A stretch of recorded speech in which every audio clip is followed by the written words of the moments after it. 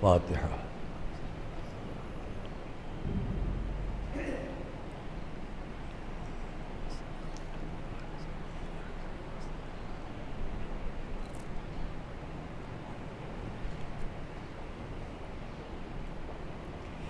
اعوذ باللہ السمیع العلیم من الشیطان اللعین الرجیم، بسم اللہ الرحمن الرحیم، الحمد للہ رب العالمین، والصلاة والسلام علی اشرف الانبیاء والمرسلین، سیدنا و نبینا و شفیعنا ابی القاسم محمد وآل بیت الطیبین الطاہرین المعصومین المظلومین، ولعنۃ اللہ علی اعدائہم وقتلتہم وغاصبی حقوقہم اجمعین۔ اما بعد فقد قال اللہ سبحانہ فی کتاب المبین وقوله الحق، بسم اللہ الرحمن الرحیم، فصلوا الی الذکر ان کنتم لا تعلمون۔ صلوات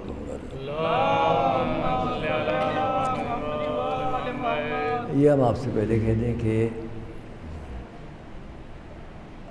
ہمارے اس جلسے اور مجلس دونوں کا جو انتظام یا انصرام جو کچھ ہوا وہ آگے کی تاریخوں کے لیے تھا، یا قبل کی تاریخیں جو 8 ربیع الاول سے پہلے ہوتی ہیں وہ ہم لوگ نہیں کر سکے، اور اشتباہ ایک یہ رہا کہ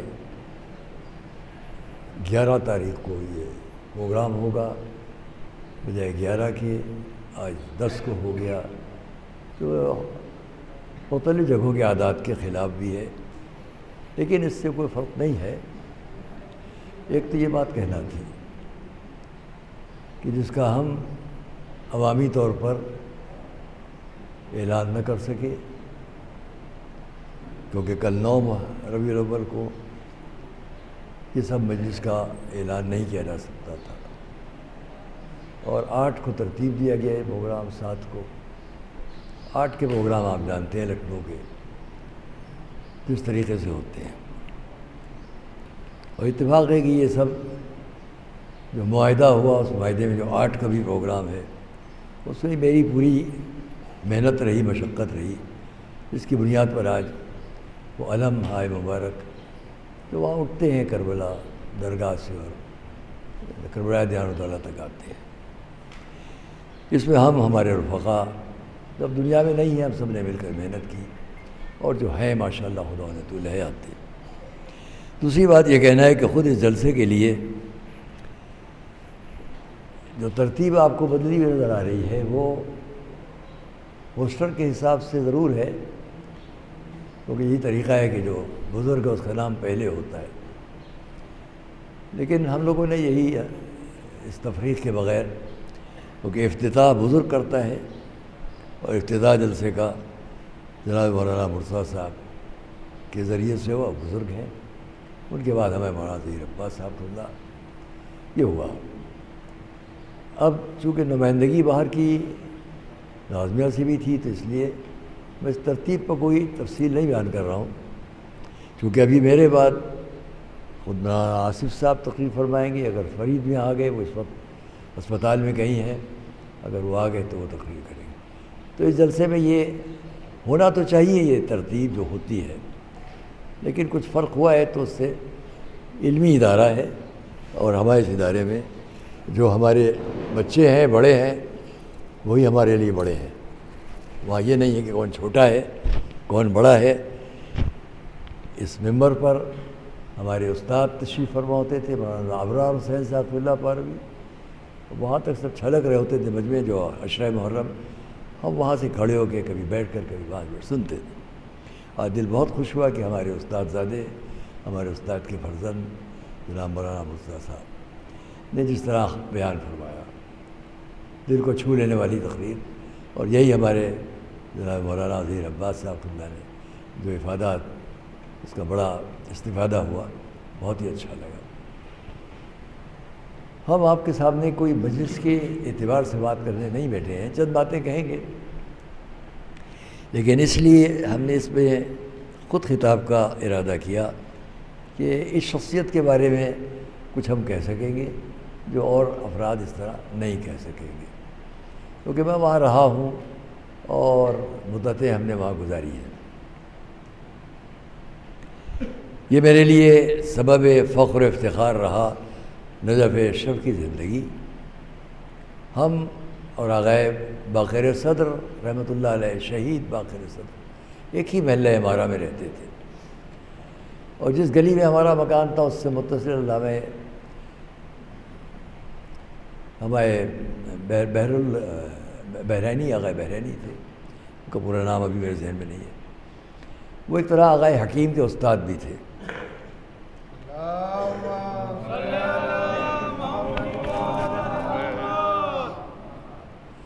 بہت بزرگوں میں تھے، اور اکثر ایسا ہوتا تھا کہ اگر آغا کے پاس وقت نہیں ہے، بڑے آغا ان کے جد، مادری جد، نانا سرکار آیت اللہ مرحوم سید محسن الحکیم رحمۃ اللہ علیہ،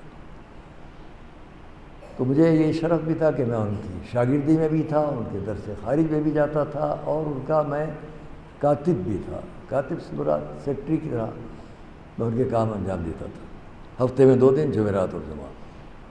اس کو تمام اس دور سے متعلق افراد سب جانتے ہیں، تو جتنا میں ان سے قریب تھا، ان کے گھرانے اور ان کے خاندان سے، اس کے بارے میں بھی بہت کچھ کہوں تو گھنٹوں چاہیے۔ اور یہ ہم سے سن میں 2-1 سال بڑے رہے ہوں گے، لیکن پورے خانوادے کی اور پورے گھرانے کی بہت سی تصویریں میرے سامنے ہیں، بہت سی شخصیتیں میرے سامنے ہیں۔ عزیزان گرامی، آپ سے یہ کہوں کہ تقریباً 116 یا 118 افراد اس گھرانے کے صدامی ظلم کا شکار ہوئے، جن کو شہید کیا گیا۔ لیکن کتنا عجیب ہے کہ تم شہید کرتے چلے گئے، اور شہادت کی زندگی یوں سامنے آتی گئی کہ جتنے اس گھرانے کے لوگ تھے، ایک سے ایک بڑھ کر اور سامنے آتے چلے گئے۔ تم نے علم کو ختم کرنا چاہا تھا، لیکن جس کے ذمے علم ہے اس نے ان کے بقا کا انتظام رکھا۔ هل يستوي الذين يعلمون والذين لا يعلمون انما يتذكر اولو الالباب۔ میں نے اس آیت کی تفسیر میں دیکھا، سالہ سائل امام سے پوچھا یہ هل يستوي الذين يعلمون کون ہے، والذين لا يعلمون کون ہے، انما يتذكر اولو الالباب کون ہے؟ تو امام نے فرمایا هل يستوي الذين يعلمون ہم ہیں، والذین لا يعلمون ہمارے اعداء ہیں، يتذكر اولو الالباب ہمارے شیعہ ہیں۔ صلوات محمد علیہ۔ علم باقی رہے گا، مجھے بہت تفصیل سے نہیں کہنا، اتنا کہوں گا کہ جب ہم وہاں پڑھتے تھے تو اس وقت میں یہ ان کے بھائی بڑے کارنامے ہیں، ایک گھرانے کے اس زمانے کے نوجوان بچے، آغا سید الحکیم نوجوانوں میں تھے، ہم بھی ظاہر ہے کہ اس وقت میں 19 20 21 سال کا ہمارا بھی سن تھا، 22 23 سال کا ان کا سن ہوگا، اور ان کے بھائی تقی الحکیم جو ارتباطات عالمی مسلمانوں کے اس کے لیے جو کمیٹی بنی تھی اس کے وہ سیکرٹری جنرل تھے، جنہوں نے خط لکھا شیخ محمود شلتوت کو، اور اس سے اس بات کی خواہش کی کہ آپ اپنا ایک پیغام بھیجیں۔ وہ پیغام انہوں نے بھیجا، وہ بہت بڑے پیمانے پر شائع ہوا، جس میں انہوں نے اس کو لکھا، جامع الازہر کے شیخ حنفی، مالکی، شافعی، حنبلی، یہ چاروں فقہ، ان کے ساتھ ساتھ 5ویں فقہ جعفری پر بھی، ان 5 فقہوں پر جو بھی جہاں عمل کرے گا وہ ناجی ہوگا۔ فقہ جعفری کو انہوں نے اس وقت شریک کیا جبکہ مصر میں فقہ جعفری پر اور ریاض یونیورسٹی میں فقہ جعفری پر ریسرچ کرنا بھی بہت بڑا جرم تھا۔ اس خانوادے کا احسان تھا کہ ان کی وجہ سے مجھے ایک اور بھی بات یاد آتی ہے کہ پہلے الازہر والوں نے پوچھا یہ تو بتائیے آپ کے نجف میں پڑھایا کیا جاتا ہے۔ الازہر یونیورسٹی والوں نے یہ معلوم کرنا چاہا کہ آپ کے نجف میں کیا پڑھایا جاتا ہے جو آپ چاہتے ہیں کہ ہم آپ کے بارے میں بھی اپنے یونیورسٹی میں ایک شعبہ کھول دیں۔ تو غالباً انہی کے بھائی یا چچا آغا تقی الحکیم، انہوں نے یا ان کے اس اساتذہ نے ایک کتاب کا سر ورق ہٹا دیا اور کتاب وہاں بھیج دی۔ کچھ عرصے بعد وہاں سے یہ سوال آیا کہ یہ کتاب کس فن میں ہے، کہ ہم سب کے لیے قابل فخر ہے، یہ کتاب کس فن میں ہے، سر ورق ہٹا دیا گیا۔ بقیہ کتاب سے وہاں کے علماء ریسرچ کرنے والے یہ نہیں سمجھ سکے یہ کتاب کس فن میں ہے۔ تب انہیں بتایا گیا کہ ہمارے یہاں یہ سبجیکٹ بھی پڑھایا جاتا ہے۔ اس کو سننے کے بعد فقہ جعفری پر بھی وہاں درس یاد آنے لگا۔ کون سی کتاب تھی جو بنیاد بنی؟ معالم الرسول۔ سر ورق ہٹا دیا تو وہاں کے بڑے بڑے ریسرچ اسکالر نہیں سمجھ سکے یہ علم کیا ہے۔ اس سے ایسے بہرانی ہے کہ علم اصول فقہ ہمارا کتنا بنیادی علم ہے۔ صلوات بھیجیں محمد۔ اور اس طرح میں آپ حضرات سب تشریف فرمائیں تو بات دیکھیے، ابھی آپ نے سنا کہ سلمان رشدی، آپ نے فرمایا جو ہے حقیقت ہے۔ میں نے اس پر بہت بڑی تفصیل کے ساتھ چیزوں کو دیکھا اور سمجھا، سلمان رشدی کے مسئلے کو، لیکن اس کے لیے کم سے کم 1 گھنٹہ 1.5 گھنٹے کی تقریر چاہیے۔ میں اس کے آگے نہیں کہہ پاؤں گا۔ بہت سی باتیں کہنے کی ہیں لیکن سب کو سمیٹیں گے ہم، بہت مختصر بات کریں گے۔ سلمان رشدی پہ بھی ایک بات کہہ دیں آپ سے ہم۔ میں کینیڈا میں تھا تو میں نے وہاں پر امریکہ میں بھی پہلی بار، جس میں آقا عقیل غربی بھی تشریف فرما تھے اور آقا سیستانی کے ایک وکیل تھے، آقا ابھی نام یاد آ جائے، جابر یا جو، وہ بھی وہاں تشریف فرما تھے۔ ہم نے بیت القائم جگہ ہے نیو جرسی میں، وہاں سلمان رشدی پہ تفصیل سے تقریر کی۔ لوگوں نے کہا پہلی بار امریکہ میں اس کے بارے میں کہا گیا ہے۔ تو میں نے کہا تھا کہ بے شک میرا ویزا کینسل کر دیا جائے گا، مجھے آئندہ یہاں نہیں آنے دیا جائے گا، لیکن میں آپ سے بتا دوں کہ سلمان رشدی کیوں واجب القتل قرار پایا۔ بہت تفصیل ہے، اس کو ہم نہیں بیان کریں گے۔ صرف میں نے اپنے طور پر کہا کہ بطور اجتہاد اگر میں یہ کہوں کہ یہ 2 آیات ہی بنیاد بن سکتی ہیں سلمان رشدی کے لیے فتویٰ دینے کی۔ حضرت آیت اللہ المرحوم سید روح اللہ الخمینی رحمۃ اللہ علیہ کی نظروں میں بہت کچھ ہوگا، ہم کیا جانیں، ہم ان کے سامنے کچھ بھی نہیں، لیکن جو میری اپنی نظر کے مطابق میں نے 2 آیات تلاش کی تھی جو آپ حضرات کی خدمت میں، کہ یہ آیات خود بنا ہے فتوے کی، میرے نزدیک صحیح ہے۔ جس میں پہلی کہ من کان عدوا للہ وملائکتہ ورسلہ وجبریل ومیکال فإن اللہ عدو للکافرین۔ آپ اس سے اجتہاد کر سکتے ہیں اس فتوے کی مطابقت اور اس کی تائید کا۔ کیا کہہ رہا ہے قرآن؟ من کان عدوا للہ وملائکتہ ورسلہ وجبریل ومیکال۔ جب ملائکہ کی لفظ آ گئی تو جبریل کی ضرورت نہیں تھی، جبریل اور میکائیل کی ضرورت نہیں تھی، ملائکہ کی لفظ کافی تھی۔ من کان عدوا للہ وملائکتہ کافی تھا۔ من کان عدوا للہ وملائکتہ ورسلہ وجبریل ومیکال وإن اللہ عدو للکافرین۔ اب آپ ہی بتائیے کہ جو جبرائیل کا، انبیاء کا، رسل کا مخالف اور دشمن ہو، اور جس کو اللہ اپنا دشمن قرار دے لے،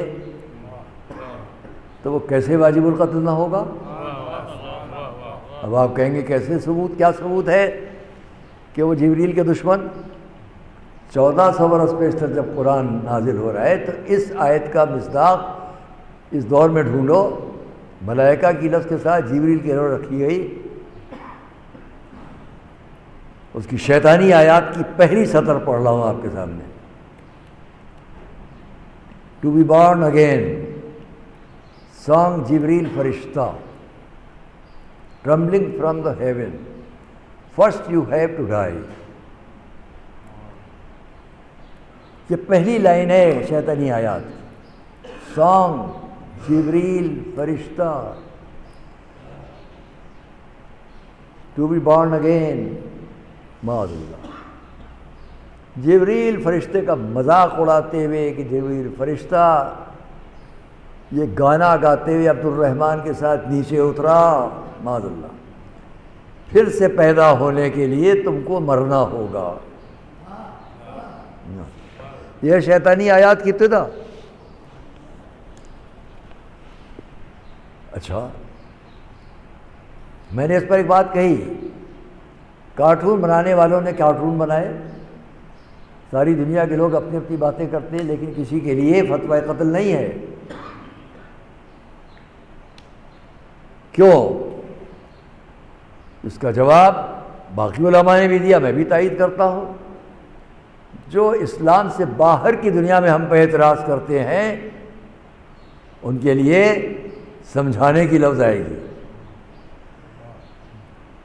اور جو ہماری صفوں سے اٹھ کر بغاوت کریں گے ان کے لیے آپ کا قانون نہیں جاری ہوگا, ہمارا قانون جاری ہوگا. وہاں آپ کو بولنے کا حق نہیں ہے. یہ ہمارا اپنا مسئلہ ہے کہ ہمارے درمیان سے کوئی باغی اٹھ کے کھڑا ہو جائے اور مخالفت کرے تو اگر ہمارے اقتدار میں ہوگا تو ہم ضرور اس کے لیے یہی فتویٰ دیں گے. مگر باہر والے کو سمجھائیں گے کسی کارٹونسٹ کے لیے قتل کا فتویٰ جاری نہیں ہوا. آپ باہر کے ہم آپ کو سمجھائیں گے. سمجھانے کی لفظ. دوسری آیت, انما جزاء الذین یحاربون اللہ ورسولہ, وہ لوگ ویسعون فی الارض فسادا ان یقتلوا او یصلبوا او تقطع ایدیہم وارجلہم من خلاف او ینفوا من الارض ذلک لہم خزی فی الدنیا ولہم فی الآخرۃ عذاب عظیم. وہ لوگ انما جزاء الذین یحاربون اللہ ورسولہ ویسعون فی الارض فسادا, 3 جرائم ہیں. مگر اسلام اتنا وسعت رحم والا دین ہے. 3 جرائم, سزا 1 آپشن کے ساتھ, یا یہ یا یہ یا یہ یا یہ. جو لوگ اللہ سے جنگ کریں, انما جزاء الذین یحاربون اللہ ورسولہ ویسعون فی الارض, اور پہلی بات اللہ سے جنگ کریں 1 جرم, رسول سے جنگ کریں 2 جرم, ویسعون فی الارض فسادا, اور زمین میں فساد پھیلاتے پھریں 3 جرم, 3 جرم, سب انتہائی شدید جرم. یہ تینوں جرائم ایک ساتھ کریں تو کیا ہے؟ ان یقتلوا, ایسے لوگ قتل کر دیے جائیں. فتویٰ ہے, قتل کا فتویٰ یہ آیت بتا رہی ہے, صحیح ہے. ان یقتلوا, یا صلیب پہ چڑھائے, یا یصلبوا, اور تقطع ایدیہم وارجلہم من خلاف, یا ان کے ہاتھ پیر کاٹ دیے جائیں, یا اور ینفوا من الارض, یا جلا وطن کر دیے جائیں. اس لیے کہ یہ ان کو ذلیل کیا جانا اس دنیا میں, اور آخرت میں ان کے لیے عذاب عظیم ہے. لیکن رحم کا عنوان کیا ہے؟ الا الذین تابوا من قبل ان تقدروا علیہم فاعلموا ان اللہ غفور رحیم. یہ ساری سزائیں دی جا سکتی ہیں الا الذین تابوا, مگر وہ اس سے پہلے کہ وہ توبہ کر لیں, اور اس سے پہلے کہ آپ کا ہاتھ ان پر پڑے وہ توبہ کر لیں, تو یاد رکھو اللہ بڑا بخشنے والا, بڑا رحم کرنے والا ہے. آغا خمینی کی طرف سے 4 مہینے کی مدت دی گئی, اب بھی تم توبہ نہیں کرتے, اب بھی توبہ نہیں کرتے, اب بھی توبہ نہیں کرتے. اب قتل کا فتویٰ جاری کر دیا جائے گا تاکہ ہماری صف کے اندر کوئی اور ایسی بغاوت نہ کرے. صلوات محمد.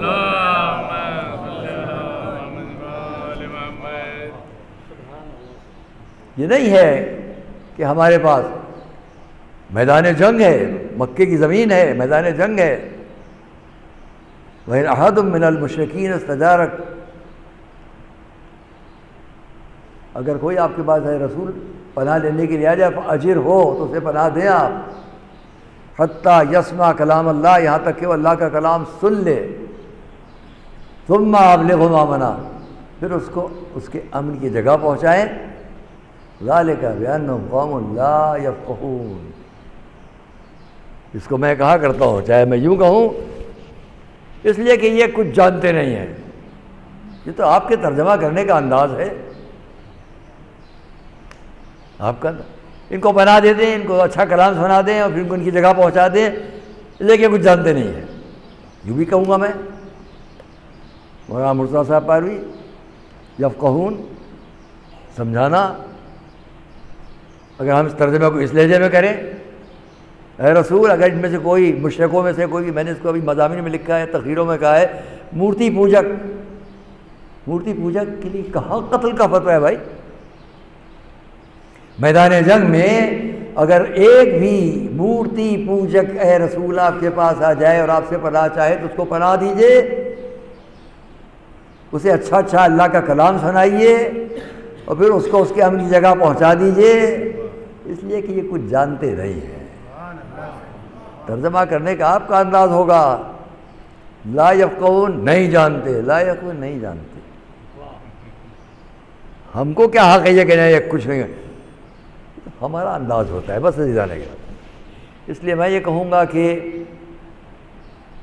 خانوادہ حضرت آیت اللہ العظمیٰ سید محسن الحکیم کی ایک بہت نمایاں فرد عالم تشیع میں، جن کا نام بہت بڑا رہا. اس وقت نجف اشرف کے 4 گھرانوں میں سے حضرت آغا سیستانی کے بعد جس کو میں سب سے بڑے مرتبے پر سمجھتا ہوں وہ آغا سید الحکیم رہے. حضرت آیت اللہ العظمیٰ سید علی سیستانی ہمارے عالم وقت ہیں، ہمارے مرجع جہان تشیع ہیں، مگر نجف کی جو مرجعیت کی زندگی ہے اس میں یہ بڑے نام ہیں. ان میں سے سب سے بڑا نام آغا سیستانی کے ساتھ ساتھ ان کے بعد حضرت آیت اللہ العظمیٰ مرحوم سید سعید الحکیم کا رہا. اور ان کے ساتھ جو دوسرا بڑا فعال مرکزی ادارہ وہاں پر کام کر رہا ہے وہ خود ہمارے عزیز بھائی جناب آیت اللہ العظمیٰ سید بشیر نجفی ہے. مجھے یہ عزت و شرف حاصل ہے کہ وہ مجھے حمید بھائی کہہ کے خطاب کرتے ہیں. پھر اور حضرات، خدا ان سب کو طول عمر عطا کرے کہ جن کے دم سے ہماری مرکزیت اور خود قم مقدس میں جو بزرگان ہیں علماء، ان میں اس وقت ہماری دعا ہے کہ ان کے خانوادے سے، چونکہ یہ بیٹے ہیں ان کے جو ہم سب کے نگران اعلیٰ تھے. نجف اشرف پہ جب ہم پڑھتے تھے تو آغا سید محسن حکیم رحمۃ اللہ علیہ کی طرف سے، بڑے آغا کی طرف سے ہم سب پر نگران اعلیٰ ان کے والد تھے آیت اللہ العظمیٰ مرحوم سید محمد علی الحکیم. ہم ان کی خدمت پہ بہت رہے، اس لیے کہ جب سیکٹری کی حیثیت سے میں آغا کے پاس جاتا تھا جمعرات اور جمعہ تو ان کے والد بھی ہوتے تھے اور ان کے آغا کے اور سمجھی حضرات آغا محی الدین امام خانی، آغا محمد رشدی، یہ سب ہمارے ساتھ ہوتے، آغا صادق علی شاہ، آغا زوار حمدانی وغیرہ. تو ہم لوگ وہاں پر ان امور کا جواب دیا کرتے تھے جو ساری دنیا سے آتے تھے.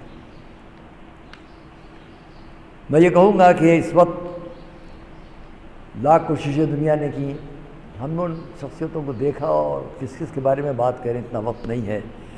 سب سے بڑے ان کے فرزند تھے آغا سید یوسف الحکیم،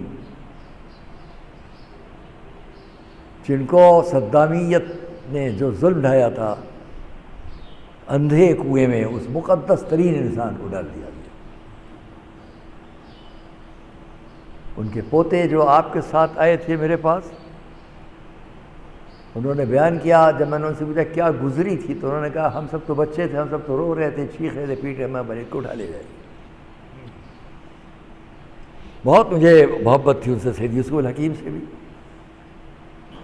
ادھر والد کا درس رات کو ہوتا تھا اور دن میں ہوتا تھا. آغا سید محسن حکیم کے بارے میں 16,199 احادیث کا مجموعہ ہے اصول کافی. 16,199 احادیث کا مجموعہ ہے اصول کافی. درس سے ہم واپس چلتے تھے، رستے میں جو مبرز ترین شاگرد ان کے ہوتے تھے وہ ان کے داہنے بائیں، ان میں ایک آغا شیخ حسن سعید چیل ستونی، جنہوں نے مقدمہ لکھا ہے، 5 ابواب میں تقسیم کیا ہے ہدایت الاصول کو. اس کو انہوں نے شروع کی تمیدی بہت اچھا مقدمہ ہے، 5 ابواب میں اصول فقہ کو تقسیم کیا. وہ میرے پڑوسی تھے، ہم دونوں مکان برابر، یہ ہمارا دروازہ یہ کا. تو میں ان سے سوقی عربی مکثر پڑھا کرتا تھا کہ مجھے اس کی مشق ہو جائے. بہت اچھے عالم، ان کا انتقال ہو گیا، ورنہ وہی مراجع میں آج تھے، بہت بڑا نام تھا ان کا. یہ ان کے ساتھ کے آغا مستنبط، دوسرے لوگ، یہ بڑی بڑی ہستیاں ساتھ چلتے تھے. وہاں سے ہم سب آتے تھے آغا حکیم کے گھر تک، پھر وہاں سے میں اپنے گھر چلا جاتا تھا. تو راستے میں یہ علماء مورث ان کو گھیرے ہوئے ان سے باتیں کرتے چلتے تھے. تو میں نے طالب جوہری صاحب سے کہا، وہ بھی میرے ساتھ ساتھ رہتے تھے، ہم بھی آپس میں ساتھ چلتے تھے، دوستانہ تھا. تو ہم نے ان سے ایک دن کہا، میں یہ دیکھتا ہوں کہ ان سے راستے پر، وہاں منبر پر، وہاں سوال جواب، پھر راستے میں چائے نہیں لیتے، راستے میں بات چیت کرتے چلتے رہتے ہیں، ان کو ستاتے رہتے ہیں، مسئلے پوچھتے چلتے آتے ہیں، وہاں سے لے کے مسجد توسی سے لے کے گھر تک. لیکن میں یہ دیکھتا ہوں آغا تھکتے نہیں ہیں، ادھر جواب دیا ایک حدیث، ادھر جواب دیا ایک حدیث، ادھر جواب دیا. تو انہوں نے کہا آپ کو معلوم نہیں، اصول کافی یہ 16,199 حدیث ان کو زبانی یاد ہے. یہ ہے مرجعیت وہاں کی. اب میں ایک بات کہہ دوں آپ سے، یاد رکھیے گا. جب ہم پڑھتے تھے نجف پہ تو ہم نے پوچھا کہ اس وقت نجف میں کتنے طلبہ ہیں، معلوم ہے 20,000 طلبہ. اچھا قم میں معلوم کیا اسی زمانے میں تو 25,000 تھے. 20 40 5 45,000 طلبہ نجف اور قم. میں کسی وجہ سے کہہ رہا ہوں.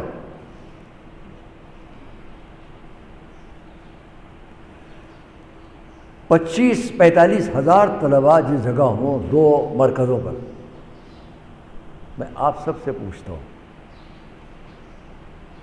ایک اہم نقطہ کی طرف متوجہ کر رہا ہوں جو یاد رہے گا آپ کو. 45,000 میرے دور میں تھے، آج تو قم کے اندر میں خیال 1,00,000 1.5 لاکھ طلبہ ہوں گے. اور نجف پھر سے آباد ہوتا جا رہا ہے، پھر اس وقت بھی وہاں تقریباً 15-20,000 طلبہ تو ہو چکے ہوں گے. اس وقت کے 45,000 طلبہ اور آج کے بھی 1,00,000 1.5 لاکھ طلاب علماء، یہ ہم سب کے لیے سبق ہے. کبھی آواز سنی آپ نے کہ نجف میں آج یہ گالم گلوچ ہو گیا؟ کبھی آواز سنی کہ قم میں آج ایک نے دوسرے کے گریبان پر ہاتھ ڈال دیا؟ کوئی آواز؟ 1.5 لاکھ علمی علماء اور روحانیین وہاں پر ہیں. ہم بھی وہاں کتنی مدت رہے، پھر کتنی مرتبہ گئے، کبھی سننے میں نہیں آیا. سننا تو چھوڑ دیے، جن جن کے پاس بیٹھتے تھے کبھی ہم نے ایک کی دوسرے سے غیبت نہیں سنی. کیا افسوس اور عبرت کی جگہ نہیں کہ ہم یہاں کتنی تعداد میں ہیں؟ ہم یہاں اتنی کم تعداد میں، ہماری کیا تہذیب ہے؟ وہ اتنی بڑی تعداد میں، ان کی کیا تہذیب ہے؟ وہ اسی سے اندازہ کر لو کہ نجف کیا ہے اور قم کیا ہے، باقی جگہیں کیا ہے. صلوات بھیجیں محمد. میں اس سے آگے نہیں کہوں گا، اس سے آگے نہیں کہوں گا. خلق اور اخلاق بنیاد ہے آپ کی علمیت کی. آج جس کا نام تمام حوزات علمیہ کے لیے شرف ہے، عزت ہے، سند ہے، شیخ مرتضیٰ انصاری. بغیر ان کے نہ کوئی مرجع ہے، نہ کوئی عالم ہے، بغیر اس پر ریسرچ کیے نہ کوئی درس خارج ہے، کچھ نہیں ہے. شیخ مرتضیٰ انصاری، شیخ مرتضیٰ انصاری کے شاگرد تھے آغا شستری اصول فقہ میں.